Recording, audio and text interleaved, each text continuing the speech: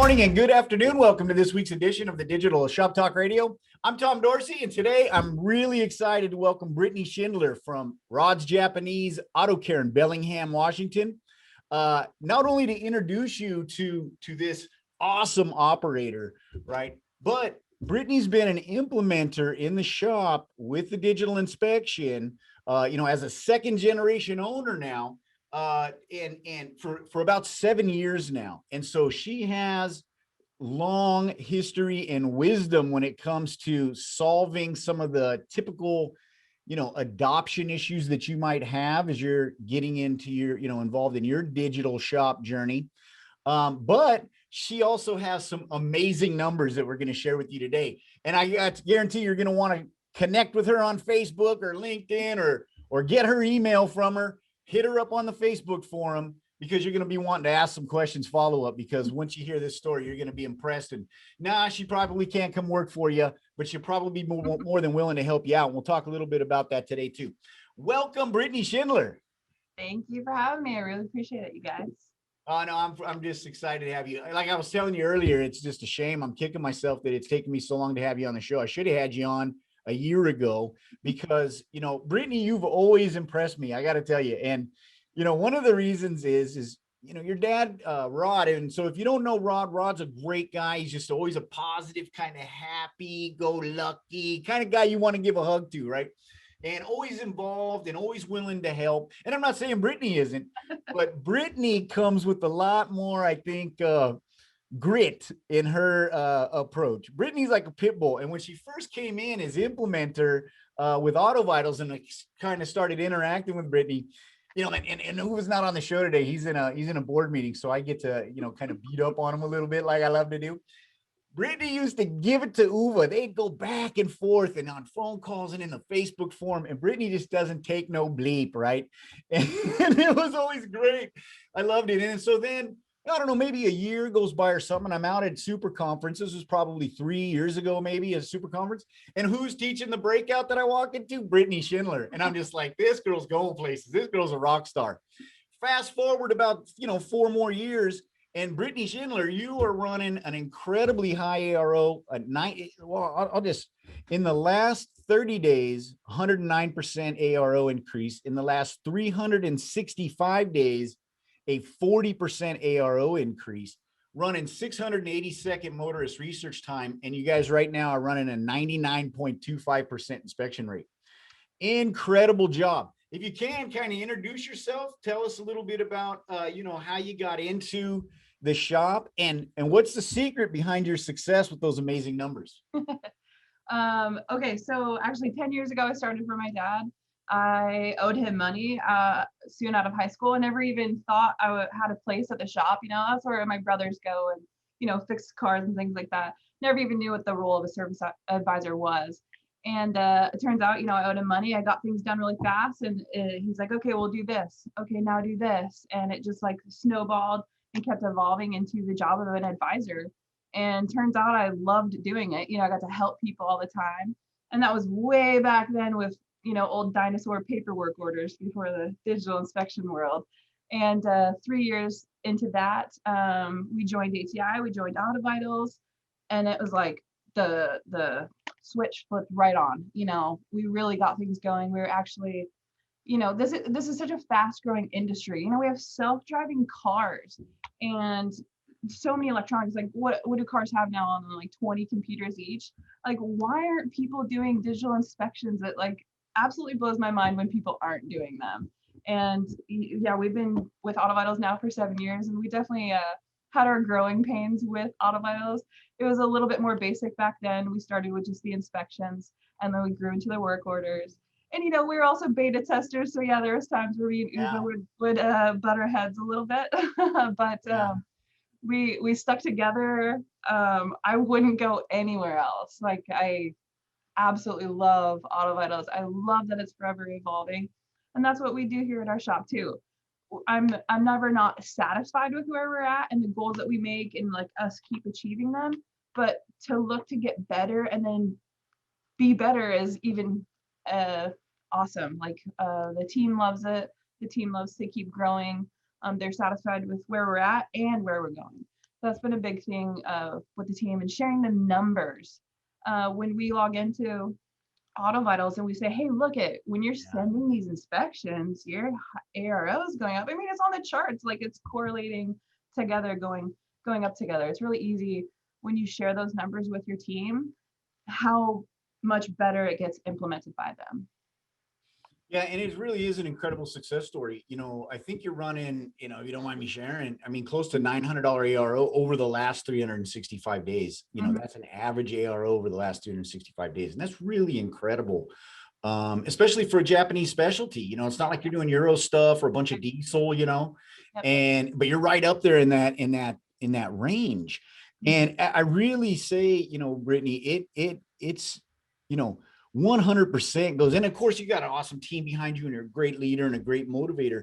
But it was your tenacity because, like you said, you were involved in the turbo, you were doing the prototyping, you guys were really active in that, and it was frustrating. I get it.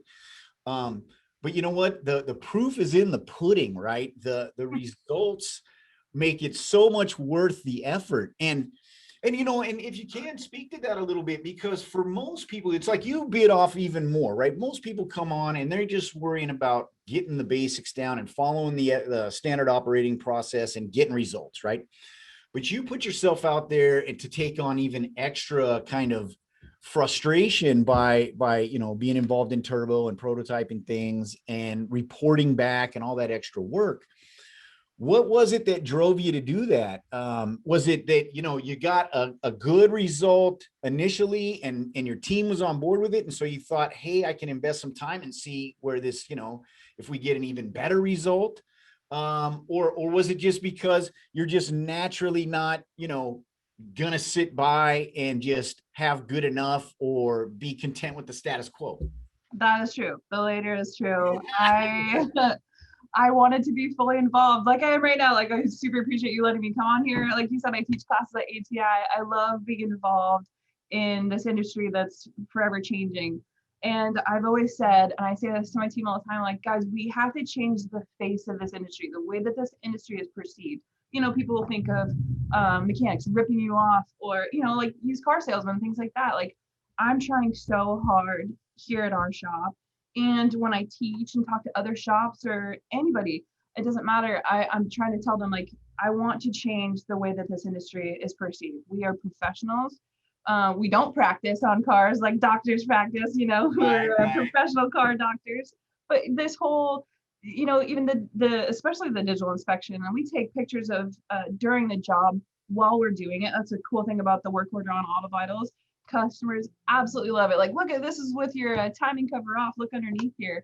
Like it's so progressive and so transparent, like huge transparent. And that's really where we should be perceived nowadays. Is we should be perceived as educators and fully transparent. And we can fully do this with digital inspection, and not just the digital inspection, but the work order side too. Like I just mentioned, of taking pictures during the job as you go. Like customers absolutely love it. And that's all my customers are so used to it. We attract the best customers because of all these things that we're doing. We're the name brand is what I like to say to come to of the shop in this town.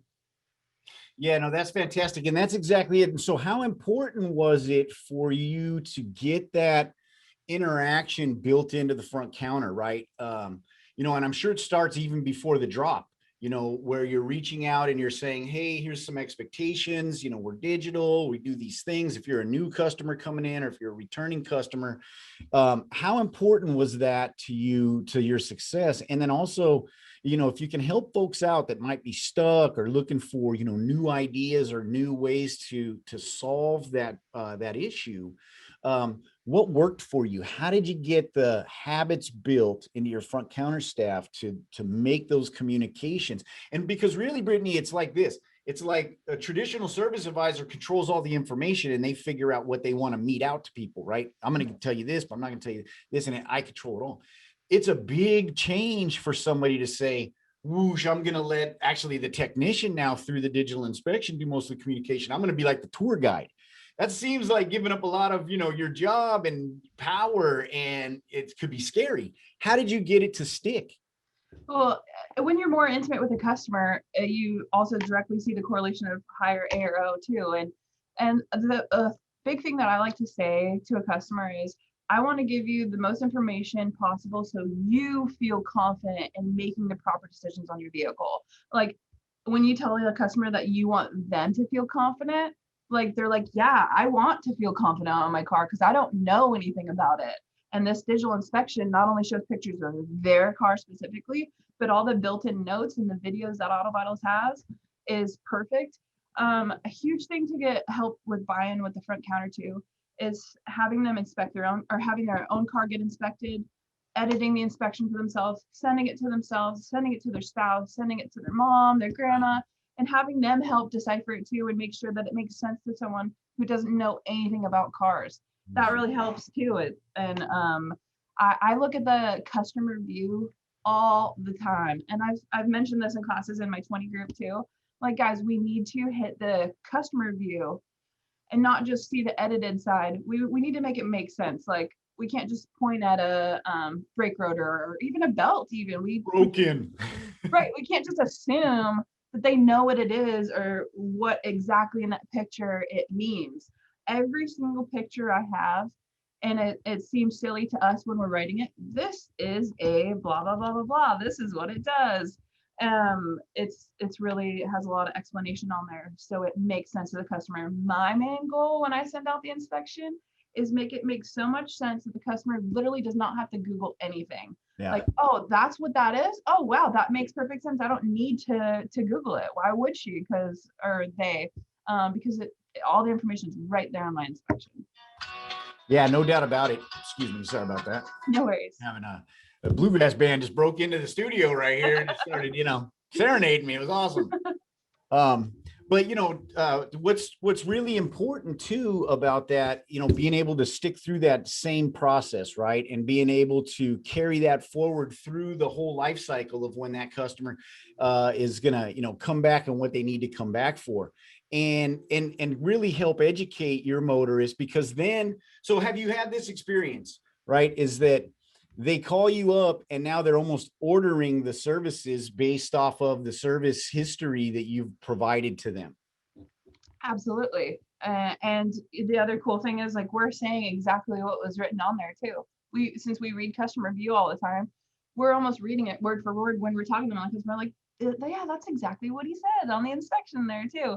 And yeah, we have customers say there's a seep, of oil, and they're like, and then they come in for a next time. Hey, we'll check on that next time. We'll take another picture and see how it progressed. We'll put the two photos side by side. Like, hey, look, it didn't progress at all. Or hey, look, in just 3 months, it went from this to this. We should really take care of this leak now, or whatever it is. And yeah, customers, I've had customers in the waiting room, they already got their inspection, and another customer hasn't got theirs. They're like, look at this, look at all these pictures, and like totally selling them on it already while they're waiting. And it's super funny. I mean, customers, yeah, they absolutely love the inspections. And then they demand it. And so now you can't even cut corners. Yeah. I thought that was a brilliant point that you gave about having, especially if you have a new person, either they're new to your shop or you're newly implementing digital inspection into your shop, is to have your technicians or your service writers both send it to their friends and family.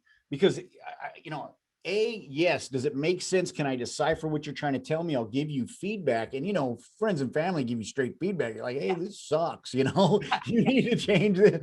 They're going to be really honest with you. But the other thing is that, what also happens is people go, wow, this thing's amazing. You work at a cool place. I wish my shop, did this, if I'm not local to you. And of course, going to your shop because you're my family member. I need to do that. And then it probably, then it really, especially if somebody's been, kind of on the fence, or I don't really like this. I don't know. This seems like extra work for me. And then they get that response from their friends and family, how awesome it is. And now all of a sudden they got a whole different attitude, and they're taking the number of pictures on their, goal, making the number of recommendations to hit their goal, and they jump right on board. So thank you for that. I think that was a brilliant point. And for folks in the audience, if you haven't done that, it's not part of your ramp up plan, add it to it. Brilliant insight from Brittany Schindler. Thank you. You're welcome. Yeah, the other thing with the inspections and Auto Vitals and the work order, like, it makes you more efficient. People might think that, oh, this is slowing me down, this tablet, building the inspection, trying to figure out how to implement it, things like that. Talk about it with your team at your team meetings. How can we make this better? What can go in better order? I also require that if my technician asks an advisor something, when my advisor is just walking through the shop, hey, this air filter's wrong, can you order another one? Then my advisor walks into the office and there's someone standing at the counter. He talks to him for 20 minutes and then the phone rings. He totally forgot about that air filter, right? So we require them to text everything on the TVP. So there's accountability for communication. It's literally written down with a timestamp, and it's just so firm of the transparency and communication. It just makes everything better, and it makes everything more efficient. You don't have to walk across the shop anymore to tell your advisor anything, and or give them notes. And there's so many pre-built notes. Yeah, it's great. So Tony Funderburg's asking if you're always using carry forward on guided, so that you have the pictures available for the comparisons like you were talking about. I don't. I just pull up their old inspection. Ah. I don't merge them. Yep. And so that's, I mean, there's a lot of ways to skin a cat, right? Yes. And it what works for you and what, but we would encourage you. And I already know, I mean, you've gone back and forth on the guided and stuff, but for other folks that might not be using it, we do encourage you to at least test it out. The knee jerk reaction is kind of like, hey, I don't need this machine telling me how to do my job. Or you think it's going to take longer. It's actually the other way around. When you get the guide and the carry forward working together, it really does reduce the amount of time per inspection because, well, a lot of the stuff is just, hey, eyeballed it and it's still in that status and move on, right? And you can move the pictures, a lot of the carry forward on the pictures. And don't worry about because it timestamps, and so it's not, you're not going to be put into some liability jeopardy. It's going to say, we re-looked at it in this date. It's going to have the original timestamp from when that image was done, right? Or that initial recommendation was done or condition. Perfect. So yeah, thank you, Tony, for the question. And, for anybody else, use the chat feature, use the Q&A button down there to ask Brittany questions. Pick her brain while you have her here during this time. Because like I said, about 7 years as an implementer in digital inspections and 7 years on running an $860 ARO, 680-second motors research time, 99% inspection rate. She can help you out. She knows what she's talking about. That's for sure. We've got, guided equals advanced approval and retention mode. Okay. Comment from the audience. Thank you. So let's talk a little bit about goal setting because, I was going through and you have very aggressive goals and, what was it like? Is that a collaborative kind of thing that you do with your team? So in your team meetings, you talk about where you're at, look at the number, bump the bar and just keep reaching for the moon, right? Or is it just one of those things where you go, I'm going to put the biggest hairy goal and I'm going to crack the whip until we get there? How do you go about making your goal setting determination? And when do you review and how often do you move the bar? I look at our goals. I even look at our numbers daily. I look at how everything's going. I keep really close track of it. And I'm not like a micromanager. I actually get them excited. I'm like, hey, look at this is where we're at so far this week. You guys are doing great. And then they're like, yes, I'm gonna keep on keeping on. They're gonna keep on keeping those goals. Brittany noticed. Right. Yeah. A lot of people don't share their numbers.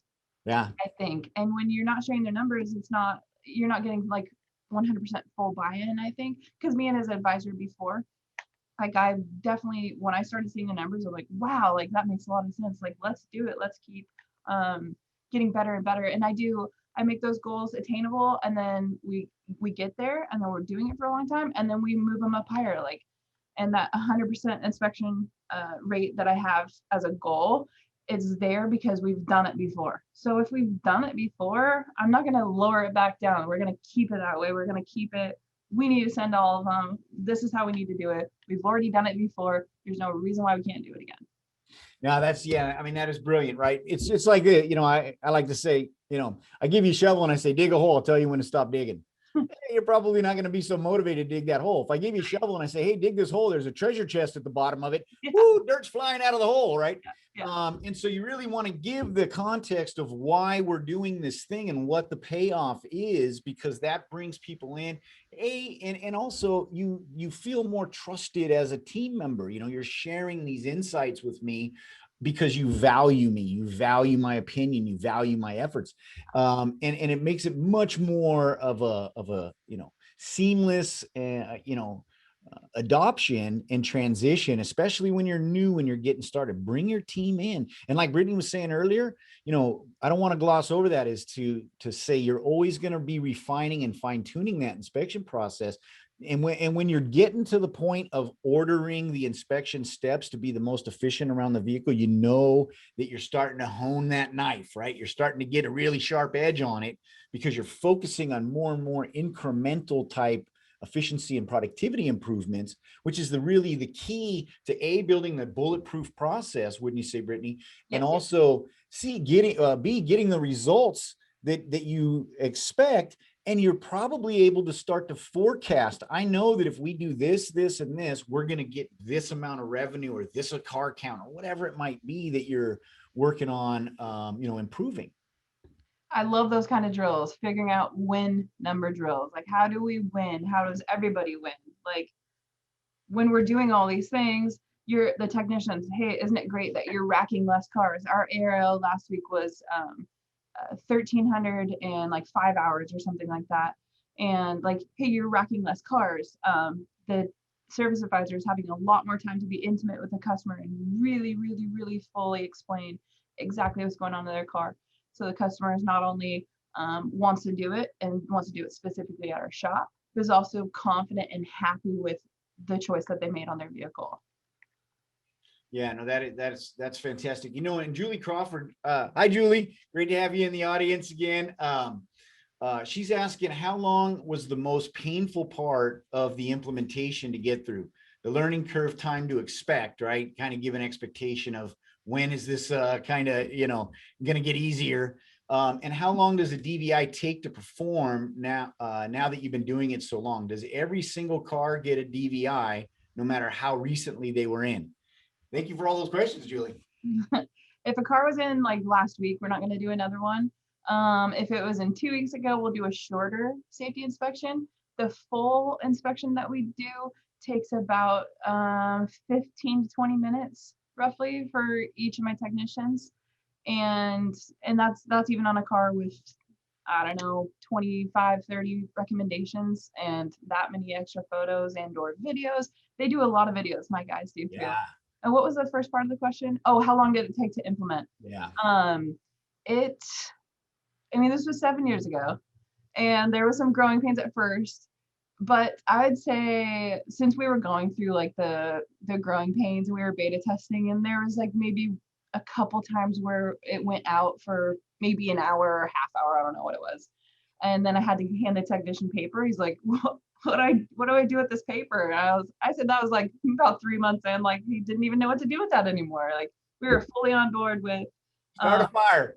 Yeah, we were fully on board with doing it. Just lays down. But if you have your team do inspections on their own vehicles, or how the technicians do an inspection on your advisor vehicles, that gets a little bit more buy-in too, because they're seeing it as a customer would see it too, and it makes them appreciate a little bit more of what they're doing. We're seeing a totally different side than the customer sees. So yeah, and and actually, in all honesty, when Brittany got started on the system, it was a much different system, right? It wasn't near as robust. Yeah, there was a lot less functionality and features, so part of it had a shorter learning curve, but it was much more challenging from a user's perspective, right? The user experience wasn't as great. It wasn't as intuitive. There was really, we were all, we were out, blazing a trail together. We didn't really know how this was going to impact this or that, or, what best practices to kind of string together into a process to make it, easier to learn and easier to adopt and more effective and all that stuff. And Brittany was really instrumental, along with the other turbo shops and other folks, early adopters, to help us to understand that and improve the product. So long story short, what I'm getting at is that, today, if Brittany was to, start with Auto Vitals and implement, she would have a very fast learning curve. She'd have a fast adoption, being able to take that wisdom and that experience and just implement it that way. Probably took a longer the route that you took, because, we were all kind of just searching around in a dark room trying to figure out where the door was. Yeah. It was fun. But I love being, at the forefront of it anyways. It was great. And then being able to make changes. There's some things that I suggested that are still implemented on, the inspection today that have made more sense, and we just get better and better and better, and which is awesome. I love that about Auto Vitals, because I'm the same way, and we're just going to keep progressing just like this industry is progressing. So it's great. No, and that's the key, right? You can't rest on your laurels. You gotta always be, it's not good enough. There's something coming around the bend, and I got to get out in front of it so that I can see what's coming. I don't get hit by that bus, and I'm prepared, and we can pivot, right? And one of the important things also, Julie, when you're looking at getting started is follow the experience that the people before you had. I mean, and really it's amazing, because probably no other company or few companies in this industry or any industry where you get like Brittany just said, she's got things that she recommended and suggested and gave feedback on that are built into the product now. It's almost like, if you get involved, that's kind of the trade-off of being in the turbo. Yeah, you put in the work and you go through these extra time that you're donating. But it's almost like having your own software development team working for you to build the best tool for yourself, right? You have that opportunity, and really you just have to get, prove the value. The other shops in the turbo and, the other pilot shops try it out and go, hey, this is great. Then boom, it's in. If they go, this doesn't really work for 95% of the shop owners out here, well, you probably didn't get that. But, at least you got up to the plate and you got to swing at some pitches. So Julie's saying that they're just getting started. She's ready to jump on board with their own DVI. We wish you the best of luck. I'm biased. Hopefully it's with Auto Vitals. And where to find a lot of great help right there on the Facebook forum, right here in this show, and right there with implementers and operators like Brittany Schindler, who, donate their time and go out of their way to help other people be successful. And speaking of that, I think you're going to be out, we're going live, like actual human beings standing next to each other, super conference this year. Are you doing a breakout out there? It is going to be crazy. I am doing another breakout. Yes, I will be there. And we're going to be talking about how to properly maintain your business. And I'm going to be talking a lot about DVIs and how to keep getting better at it, and looking at the customer review. Again, I can't say this enough. Look at that customer review. Everybody that's watching this right now, go ahead and go look at one of your inspections that's been edited. Hit that customer review and click on the pictures, and or show it to someone who knows nothing about cars, maybe in your family, and see if show them a picture, say, does this make sense to you? I would highly recommend that. That would be a huge change for you, even immediately right now. And for those of you that are just starting with the DVIs, my suggestion would be to do it with your team, specifically your technicians, the order that you have it in. It makes it flow better for them. And then when they're part of the changes that you're making, they're part of, yeah, I said that's the way that we should have it. And everybody agreed. So then they really feel more confident about it. And then they're like, yeah, let's do this. That even gets more buy-in too. Plus, of course, you want their feedback, right? They're the ones doing it all the time. What's going to make them more efficient? They're going to want to be efficient. They don't want this to slow them down. So I think they'll appreciate that too, going through. Yeah, no, that's great advice for Julie, and for anybody who's looking forward to getting implemented, is include those team members, because and right out of the gate, right?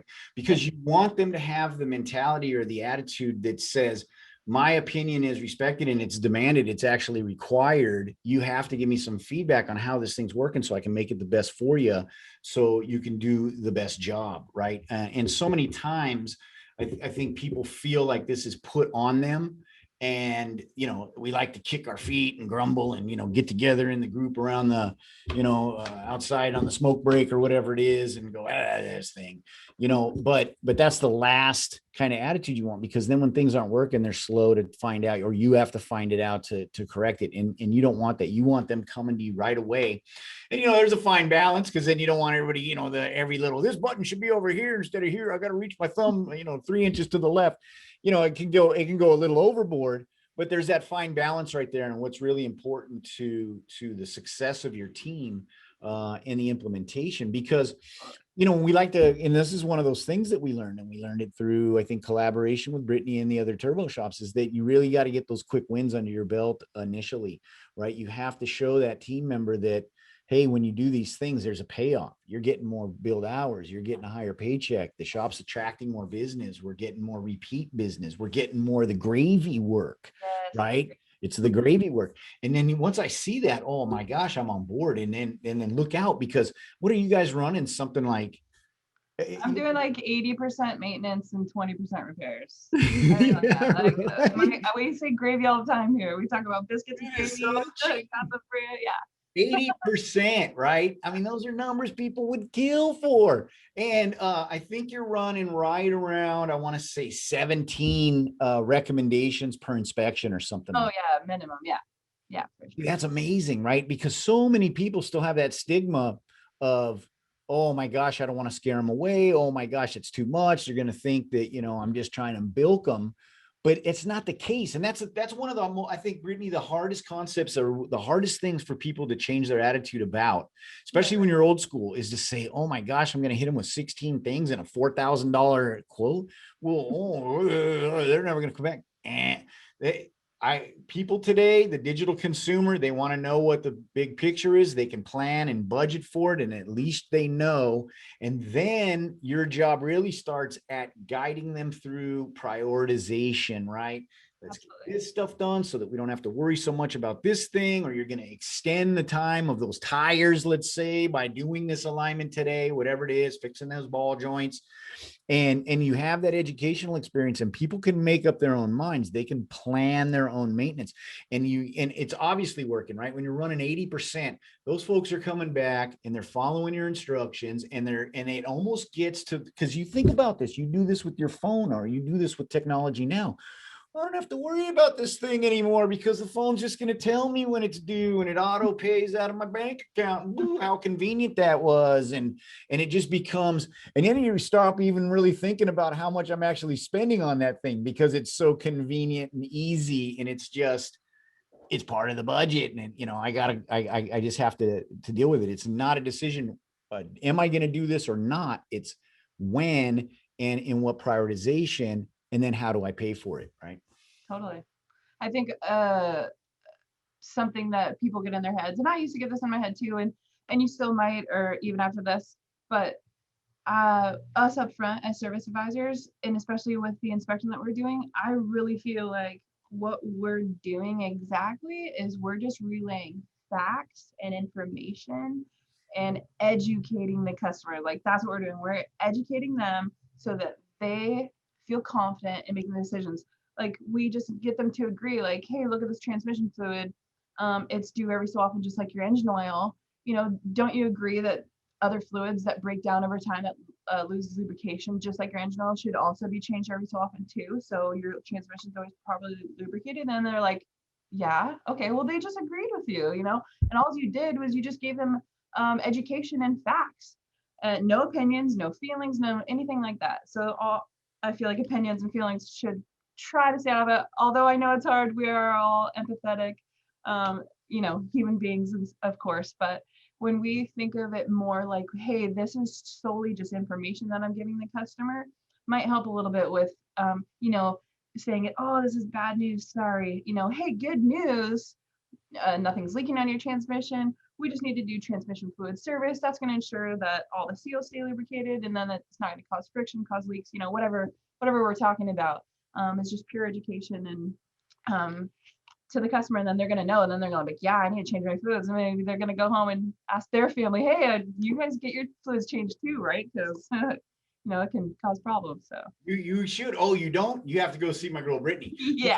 Because really that's you brought up a brilliant point. Is that when you give that level of education, and I understand, oh, these fluids break down over time. Well, then they start solving their own questions. They start selling themselves, and it's not even really selling. It's hey, I need to do this because there's this repercussion, right? And I maintain my vehicle. And really now you're just kind of weeding through your customer base of retaining the people who value and maintain their investment versus the ones who only come in when it's completely broken and falling apart. And, yeah, you might get a high ticket on them, but you're probably not gonna, rely on them as a regular customer, right? And so that's so important. And actually, I got a couple of questions for you. Ken Anderson is asking, are you paying your techs for the inspections if they're flat rate? None of my guys are flat rate. They're all hourly plus a flat rate bonus that's based on a team. So that's the way I even more buy-in, I guess. But I did do flat rate back when we started initially with 7 years ago.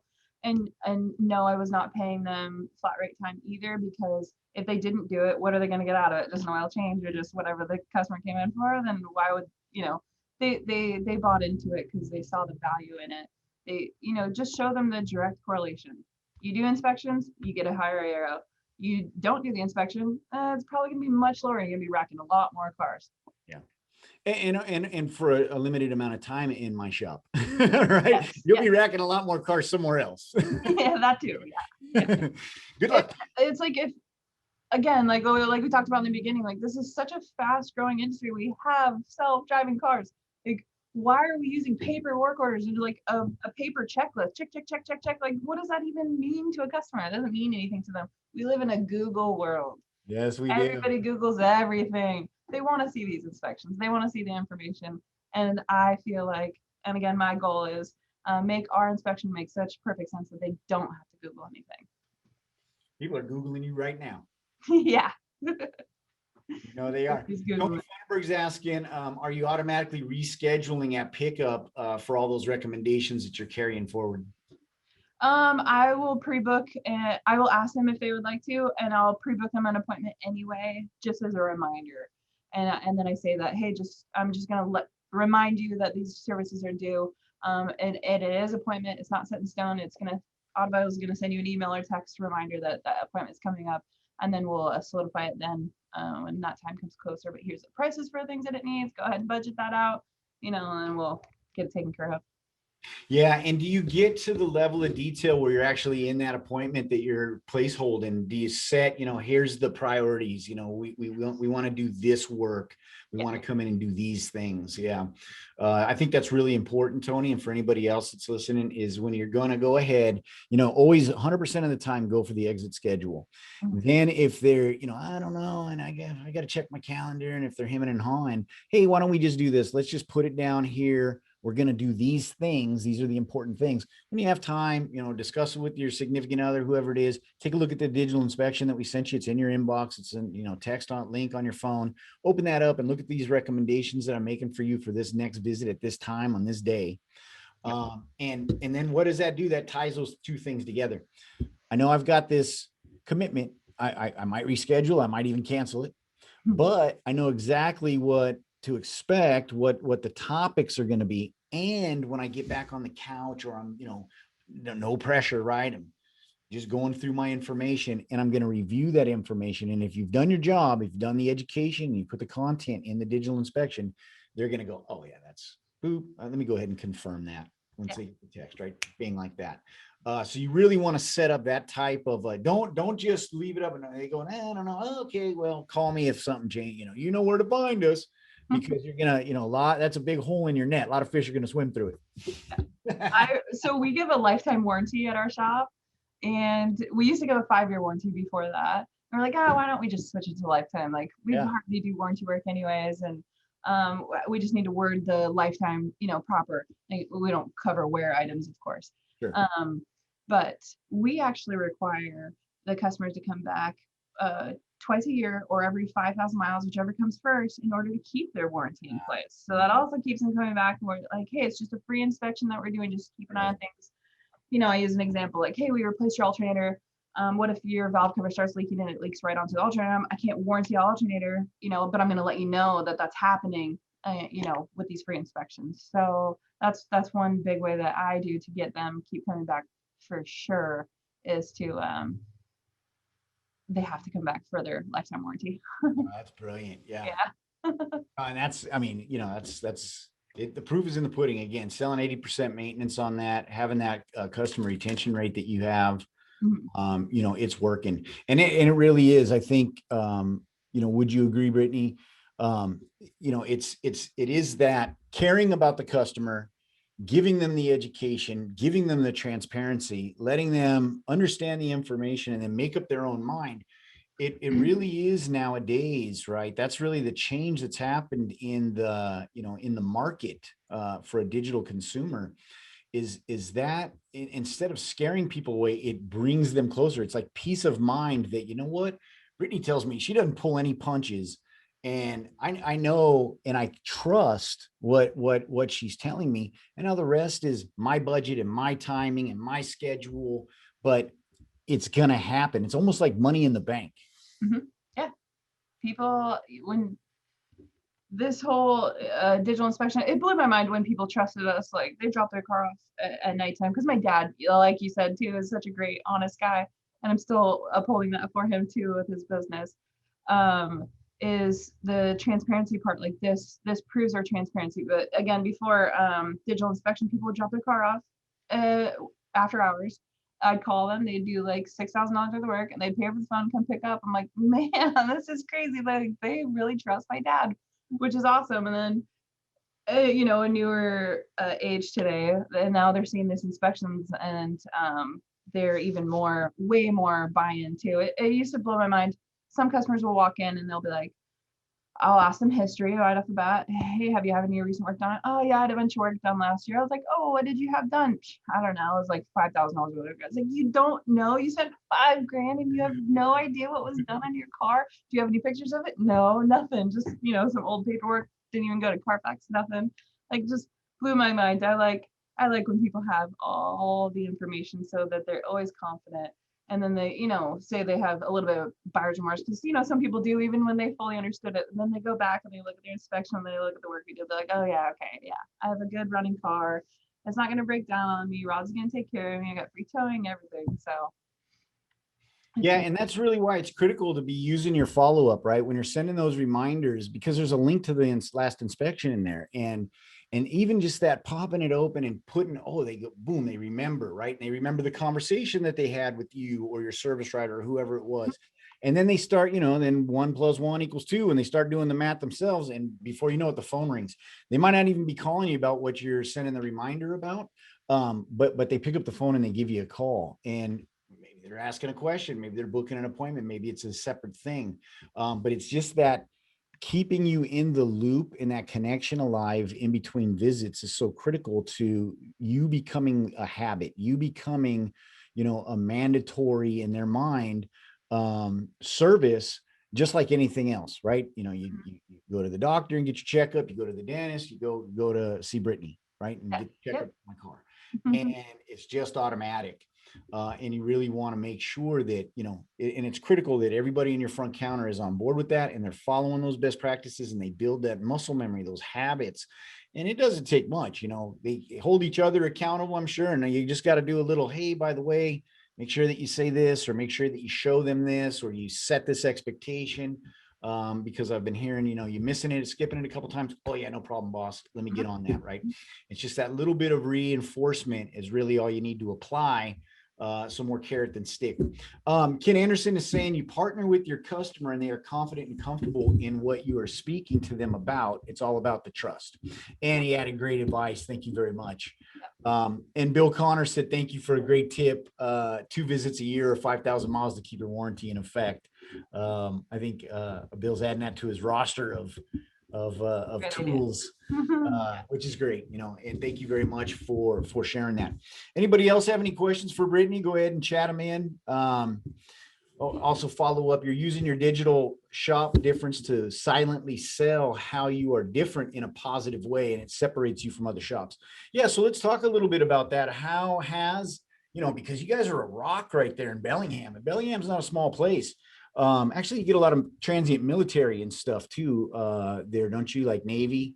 How are you differentiating? What has been your perceived, kind of results when you're talking about your competitors, especially those who aren't doing either auto vitals or some other form of digital inspection?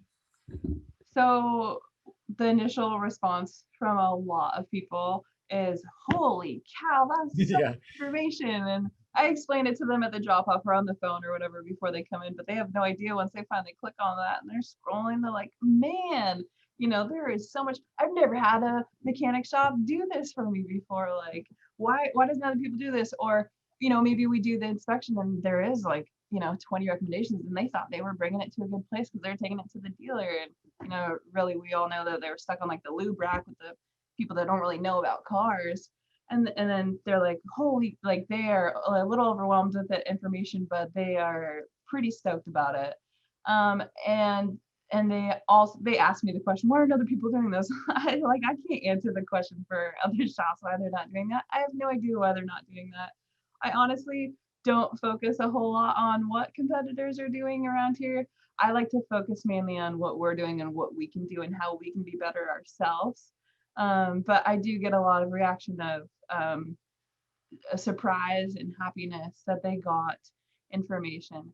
And again, that sentence that I use all the time is like, I want you to feel confident in making these decisions on your vehicle. So when that customer does feel confident because they have all the information from you and they were properly educated, they're going to keep coming back and they're going to want their friends to come back to you too.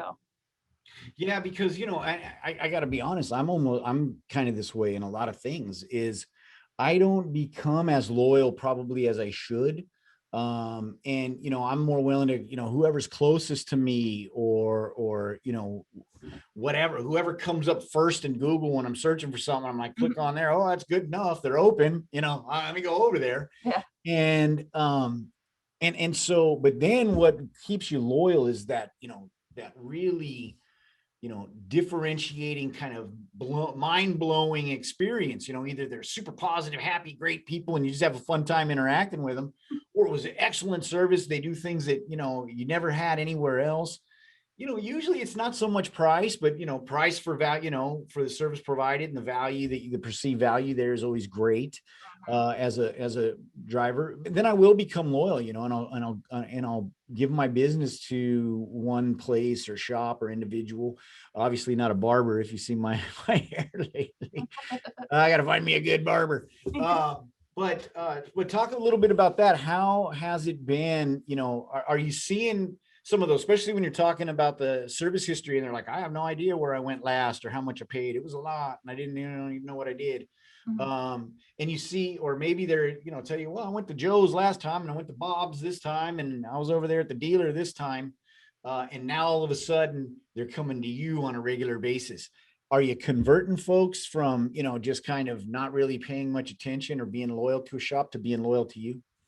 Yeah, I don't ever ask where they were. If they're like, why wasn't the shop doing this? Or how come they didn't tell me this or that?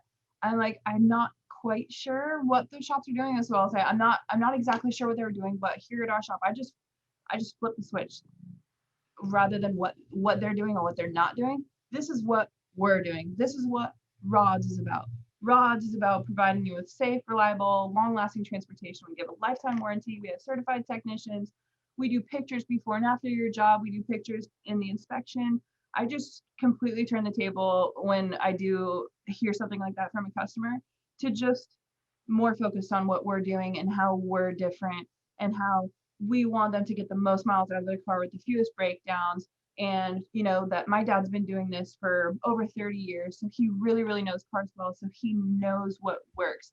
And that is what we're doing here at Rods to make your car last as long as it can and as long as it should.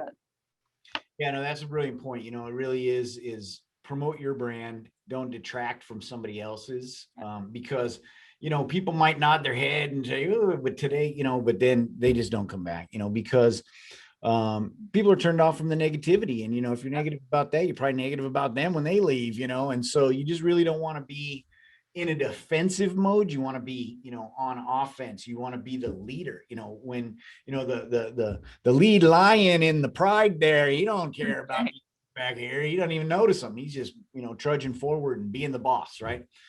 So be the boss. And it like you said, it's about being positive. Like, yeah, when you are presenting those inspections that you have 20 recommendations on, then you just wrote it for $7,000 and you're sitting there like, oh my gosh, hey, good news, you came to the right place. Good news, we thoroughly went through your car, we can get it back in tip-top shape. Good news, good news, good news. When you focus more on positive rather than, oh, your car, oh man, it needs a lot of work because those other shops weren't taking care of you. No. Yeah. Flip it to positive. You get a much better outcome for sure. No, that's great advice, right? And we tend to like to do that, right? Yes. And you really have to put yourself in that person's shoes and hear it from their perspective. And really, it's not a good light for yourself. And if you can do that, because that really is the key, right? Is keep it positive and congratulatory almost. Great job on bringing it in here so we can find these 2,000 things that need to be fixed on your car. The great news is we only have to fix 100 of them today. And congratulations. Yeah. But and I'm being facetious and a little silly, but that's really is the case, is you want to keep that positive. And when you tie that in with your digital inspection, when you tie it in with the actual pictures and the timestamps, and it really does tie the knot. Hey, they say, oh gosh, thank you. I'm glad you did find that suspension issue. And yeah, that seems important. And thank you for telling me about how important that is. And let me get, even if I'm not doing it today, let me get back to you. They're going to start asking these questions. Well, can I still drive my car? Is it okay to take it to here? Can I do this? Should I park it? And really what they're saying is, now I trust you as that advisor, and you're the professional and the expert, and I'm going to follow your recommendations. And from there, it's up to you, right? How you go through and prioritize what you find with that vehicle. But you don't want to hide anything. Put it all out there. It's going to be out there.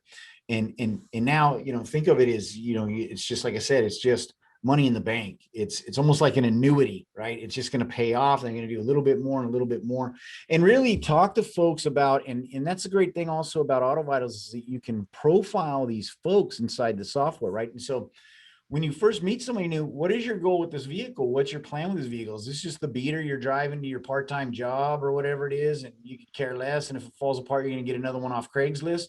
Or, no, I'm going to keep this vehicle forever.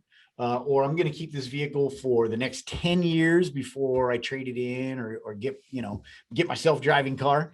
And that's really important to you being able to share a plan, and create a maintenance plan, a customized maintenance plan for those folks with them that they'll stick to. Hey, you want to get to 10 years, is what we got to do. Let's partner up and let's get it done. Congratulations. And that's information that's critical to that relationship.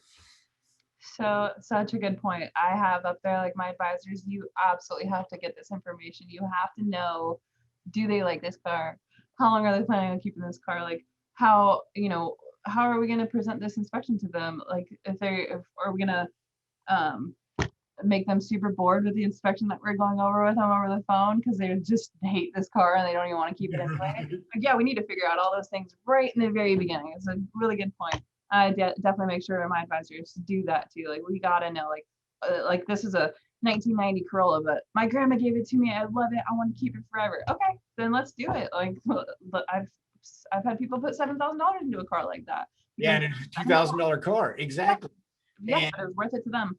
Exactly. You cannot, put yourself in have a perception of how you would react to that vehicle. Right. There's so many reasons why people love their car. I got an old AMC Gremlin, and I got all these fond memories of me, my first car, driving it to high school or whatever. Yeah, it's a piece of junk, but you know what? It's my piece of junk, and leave it alone. And yeah, one of these days I'm going to reupholster those seats. You know what I mean? Totally. It might cost more than the entire car, but I'm going to do it. Right. Absolutely. No, that's a great point. And really, that what it all boils down to, I think, Brittany, is just having that solid transparency and relationship development with your customer, handling those expectations, and also training and developing the habits with your team that they treat those people the exact same way that you would have done it when you're not there. Absolutely. And that is so critical. And that resonates, right? Because people say, you know what, this isn't an act, this isn't a dog and pony show.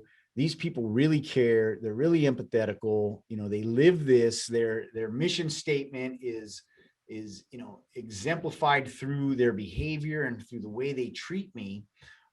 Why would I go anywhere else? That really is the bottom line. And that's the type of a customer that you want to nurture and develop.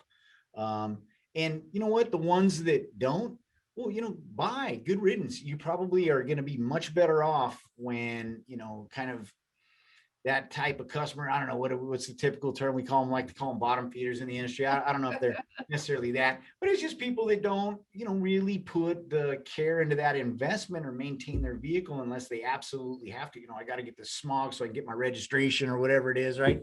And that's the only time I ever take my car into the shop. There's a lot of them out there too. It doesn't mean you have to beat yourself up trying to cater to them. Totally. I like to think of us as a name brand. People are coming to us. They know we might be a little bit more, but they're coming here for the service.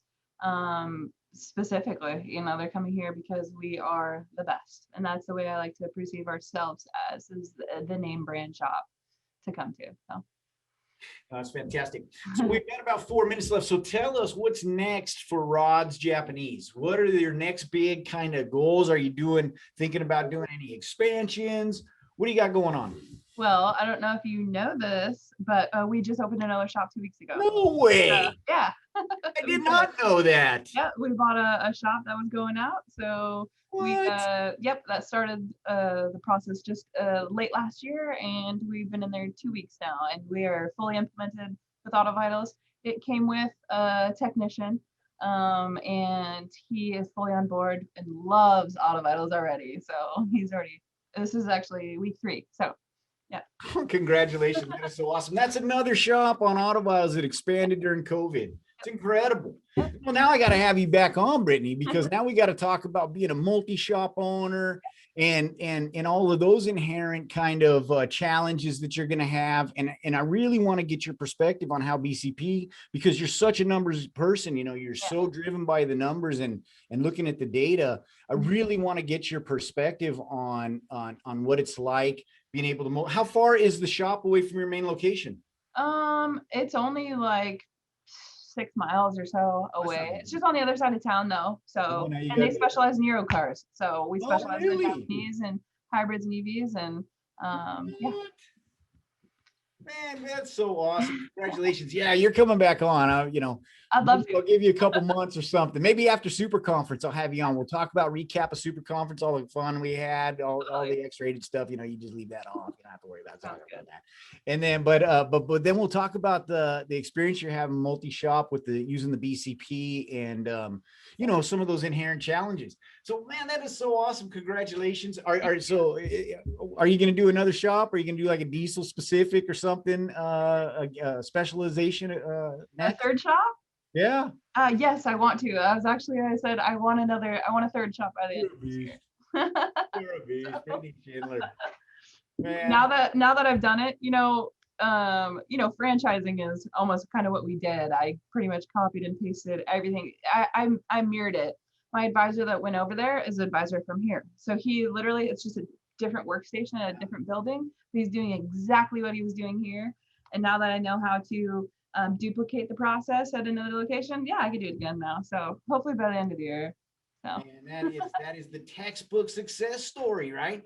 Build that repeatable process and then just duplicate it. Yep. Don't try to reinvent the wheel. Now scale. Now you have it. You got the playbook. You really just go plug it in a place. And if you're in the right location and you got any sense in marketing, there you go. You're just going to be successful. And what a great story. I can't wait to have you back on. Real quick, Eric Sewell's asking, do you offer the lifetime warranty on brakes as well? I guarantee them not to make any noise, but if they're going to wear out, that's different, right? they're going to wear it down. That's not defect. Warranty is when you take care of something that was defect or wasn't installed properly. That's a warranty. Something that just wears out over time is not. Making noise, I don't like. I guarantee them not to make noise. That would be something I would take care of. But there's stipulations like, hey, your struts are blown out. I'm not gonna warranty your rotors that are warped now because more weight of the car is shifting forward, and that's what's causing the rotors to warp, not the part. So there's lots of things that you have to do there. But again, that's pure education, and you got to make it make sense to your customer in that way too. So. Exactly. And that's why it's so brilliant what you do, because you have that conversation, you have that education, you say, yeah, these components wearing out put this additional stress here and we can't cover that. What's the answer? That educated person now says, well, I better get those suspension parts fixed. Well, where are they going to do that at? Well, right here, let's go. Come in tomorrow, and it really does. That's what I was saying earlier. They start answering their own objections. They go, well, now I understand how these things work and I better fix that thing. Yeah, totally. Brittany, thank you very much for coming on. It was awesome. Thanks for having me. You're awesome. I'm looking forward to seeing you in Florida. I can't wait for Super Conference. I just can't wait to get on a plane again and get out of here and go see. Me too. Tell everybody I said hi. Congratulations on your second location. I feel like a fool for not knowing about it because I would have been talking to you about it during the show, but it just gives me a reason to have you back on and not wait a year or something until I have you on. Sounds good to me. Have a great day. I know you helped a lot of people. And for folks, if you can give out maybe some contact info. I mean, you don't have to give out your cell phone, or how can folks get a hold of you that want to do some follow-up and ask you some questions? Because we got a lot of interest, I think. You can find my email on our website, or it's Brittany@JapaneseAutoCare.com. Pretty easy. You can find me on Facebook too. I'm in the forums. You can just search my name, Brittany Schindler. I'm friends with a lot of the Auto Vitals people too, so you might be able to search me in their friends list. So. Yeah, definitely. Well, thank you very much. You were awesome. I really appreciate it. For sure. Have a great day, and I'll talk to you soon. All right. Thank you. You're very welcome. And for everybody else, tune in next Wednesday, same time, same place. We're going to do it again. We're going to have a great interview with another successful shop owner. I don't know if they're opening up second locations during COVID, but I think like the last 3 in a row are. So I must be a thing. If you're not opening up a second location during COVID, you're lagging. Have a great day. Bye.